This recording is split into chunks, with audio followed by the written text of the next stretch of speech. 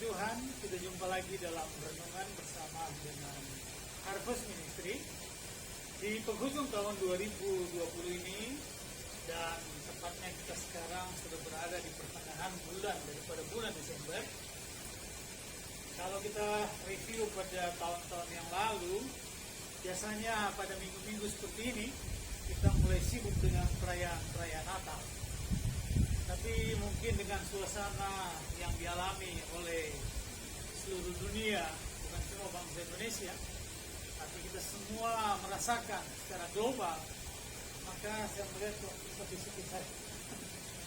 Ya, tapi saya percaya bahwa yang namanya makna daripada Natal itu tidak akan pernah terkikis dan tidak akan pernah terpengaruh dengan situasi apapun juga. Saya mau katakan, kita suka atau tidak suka, kita mau merayakan atau tidak merayakan, yang namanya kelahiran Yesus sudah terjadi. Sekali lagi, kelahiran Yesus sudah terjadi. Dan misi daripada Tuhan Yesus ketika dia datang ke dalam dunia ini juga tidak pernah batal oleh karena situasi apapun itu. Nah, kesempatan hari ini saya akan mengajak kasih Tuhan untuk merenungkan satu kebenaran firman Tuhan, yaitu di dalam Injil Markus pasal yang pertama, ayat yang pertama mulai, mengenai persiapan-persiapan yang dilakukan oleh Allah menjelang kedatangan Tuhan Yesus yang kita kenal dengan Natal.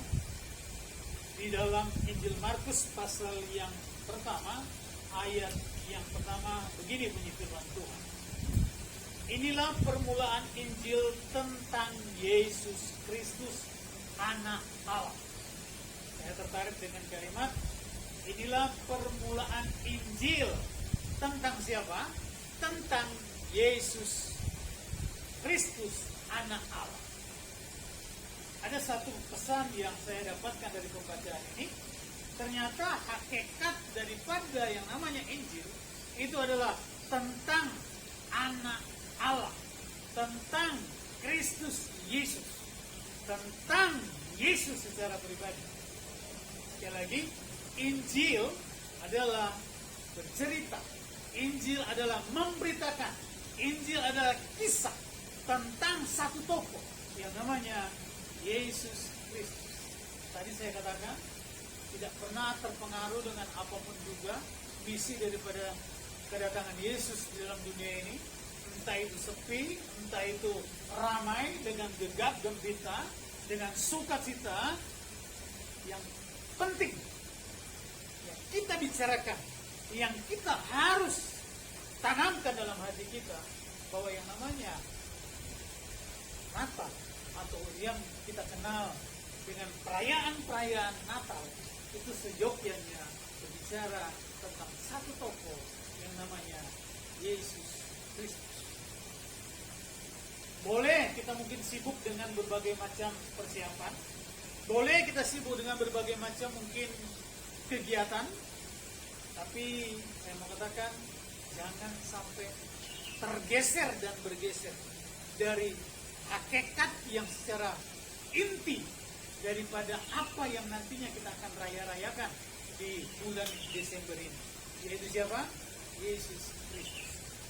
Ayat yang kedua dikatakan begini. Seperti ada tertulis dalam kitab Nabi Yesaya.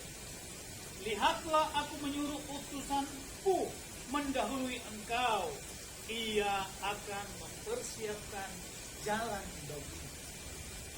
Kasih Tuhan, ternyata kehadiran, kedatangan Yesus ke dalam dunia pada kali yang pertama, sebelum terjadi, sebelum dia datang, itu ada persiapan-persiapan.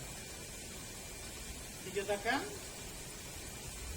ada utusan yang mendahului, dan utusan itu dia berteriak-teriak, persiapkan jalan bagi Tuhan. Persiapkan jalan bagi Tuhan.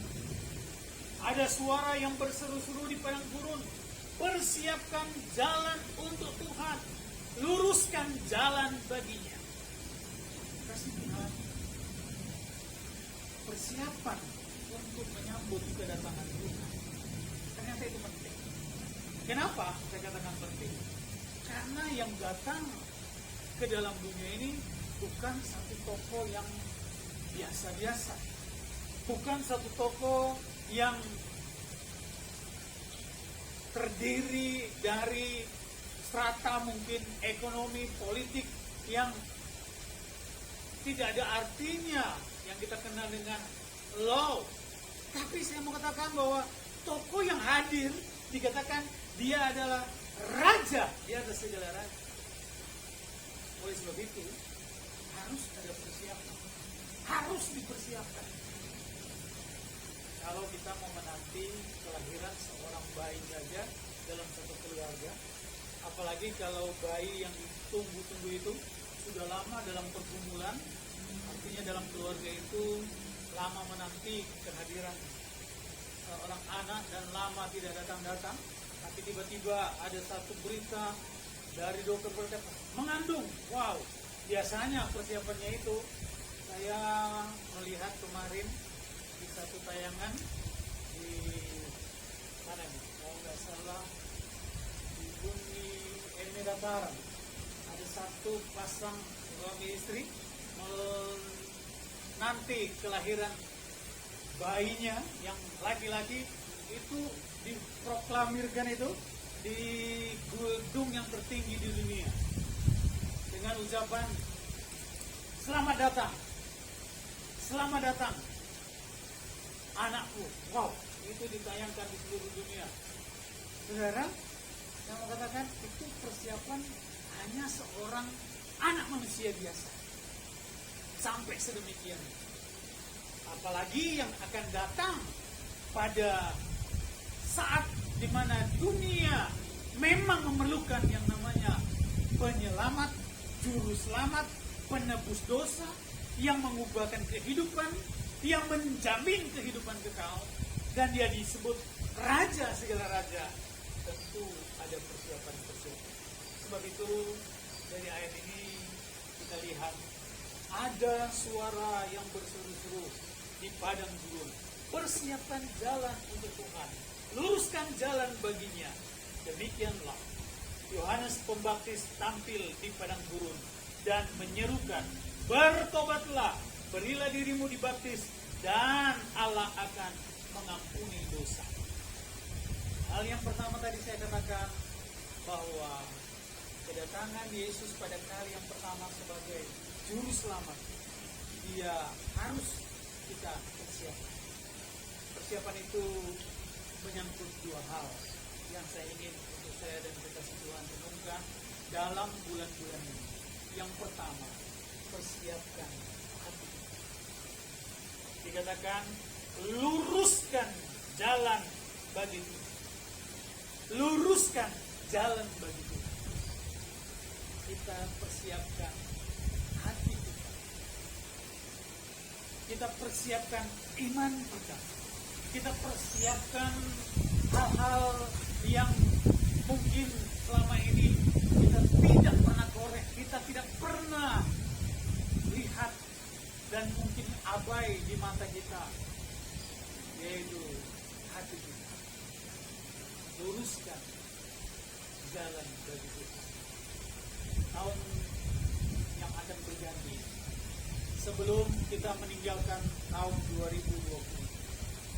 Ayo, segala sesuatu yang tidak lurus, segala sesuatu yang tidak baik, segala sesuatu yang bengkok, untuk mempersiapkan kedatangan Tuhan. Dia lahir dalam hati kita. Mari sama-sama kita mempersiapkan juga hati kita yang tulus, murni, lurus di hadapan Tuhan. Itu adalah persiapan yang penting dibandingkan mungkin dengan persiapan jasmani lain. Meskipun saya katakan persiapan jasmani dalam perayaan Natal, oke, bagus untuk menandakan bahwa kita menghargai kelahiran Sang Juru Selamat. Sebab orang bilang anak lahir dan di ulang tahunnya aja, apalagi raja dan segala raja, masa nggak dirayakan? Bahkan ada saya dengar binatang yang lahir pun dirayakan ulang tahunnya. Nah saudara, tapi persiapan-persiapan yang bentuknya jasmani, saya mau katakan harus nomor 2 setelah kita mempersiapkan yang dalam hati. Itu yang terpenting, bahwa luruskan jalan bagi Tuhan. Dan yang kedua dikatakan begini, seruan daripada Yohanes Pembaptis yang tampil di padang gurun untuk menjelang kedatangan Yesus pada kali yang pertama. Bertobatlah dan berilah dirimu dibaptis, dan Allah akan mengampuni dosa. Hal yang kedua yang kita lakukan menjelang kedatangan Tuhan pada kali yang pertama sebagai juru selamat adalah lebih berbahagia, adalah lebih bermakna di masa Tuhan kalau ada yang namanya pertobatan. Pertobatan. Tidak ada pertobatan tanpa didahului dengan perubahan. Tidak ada perubahan tanpa didahului dengan pertobatan. Artinya, selama mungkin kita ada di tahun 2020, mungkin ada tanpa terasa kita jauh dari Tuhan. Karena apa? Ada orang berkata begini, ini yang saya tangkap hari-hari ini. Karena ibadah dengan tidak ibadah sama saja ya, nggak ada pengaruhnya. Katanya ibadah dan tidak ada ibadah nggak ada pengaruhnya sekarang, sama saja. Buktinya tidak terjadi apa-apa dan tidak bisa mengubah apa-apa meskipun orang berdoa. Dan secara lambat laun kedekatan kepada Tuhan, saya melihat hari-hari ini banyak orang yang agak jauh dari itu. Ada gereja-gereja yang sudah mulai dibuka, ada persekutuan-persekutuan yang sudah mulai dibuka beberapa bulan yang lalu. Kalau dengar gimana antusias orang beribadah, 50 atau 20%. Kalau hanya bicara mengenai jumlah, ya mungkin satu waktu akan berubah. Tapi yang saya lihat antusias untuk beribadah kepada Tuhan, kerinduan untuk beribadah kepada Tuhan, kayaknya hari-hari ini mulai agak rendah. Nah, saat ini menjelang Natal yang kita rayakan setiap tanggal 20 ini, ayo persiapan yang kedua yang harus kita lakukan, berbalik kepada Tuhan. Siapa tahu, atau kemungkinan juga kita mungkin tidak juga pernah bisa tahu apakah karena juga kesalahan-kesalahan dan dosa kita sehingga apa yang kita alami sekarang ini itu terjadi. Bisa saja sebagai bentuk penghukuman kepada umat manusia yang dulunya jauh dari Tuhan, sehingga Tuhan hadirkan situasi ini, hadirkan kesulitan ini. Mungkin juga bisa seperti ini. Dalam kitab Yesaya, kapan hari saya ketika membahas di Radio Sangkakala, saya bilang, kenapa Tuhan menghadirkan ini? Dan ada satu ayat di dalam Alkitab di Yesaya, di sana dikatakan bahwa karena umatnya jauh dari keadilan, jauh dari keadilan, tidak mengenal keadilan, menjauhkan diri dari keadilan dan kebenaran, maka aku menghukum bumi dan isinya.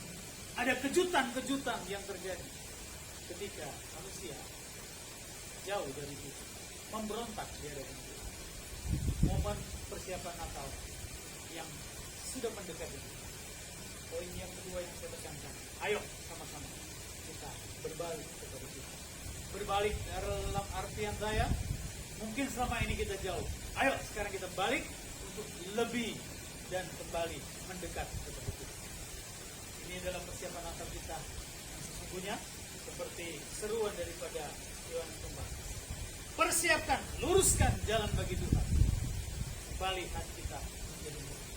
Dan yang kedua, bertobat, kembali kepada Tuhan. Selama ini mungkin engkau sudah jauh. Selama ini kita mungkin sudah jauh dari Tuhan. Ayo kembali. Dia dengan tangan terbuka akan menyambut kita. Dan sebagai hadiahnya, saya percaya ketika kita berbalik kepada Tuhan, firman Tuhan berkata, siapa yang mendekat kepada Allah, maka Allah akan mendekat kepada kita. Ayo kekasih Tuhan, sama-sama kita persiapkan hati kita, respon kita untuk berbalik kepada Tuhan, kembali percaya kepada Tuhan, bergantung harapan kepada Tuhan. Di dalam Tuhan selalu ada jalan keluar, ada damai. Demikian firman Tuhan. Semoga ini menjadi berkat bagi kita dan menjadi konsentrasi kita untuk kita mempersiapkan perayaan Natal di waktu-waktu yang akan datang. Dahulu dengan persiapan hati dan respon daripada kita untuk bertobat dari yang tidak baik menjadi baik, dari yang baik menjadi lebih baik lagi. Haleluya. Mari kita nyanyikan sedikit.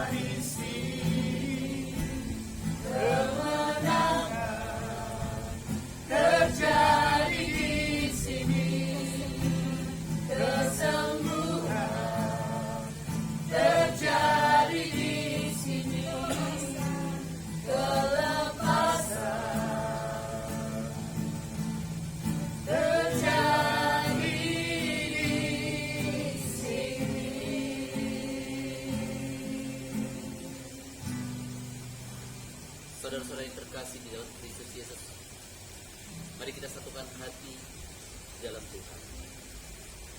Kami sungguh mensyukuri buat segala kebaikan yang Kau berikan bagi kami, di mana kami baru saja mendengar kebenaran firman-Mu yang memberikan kekuatan bagi setiap langkah kami.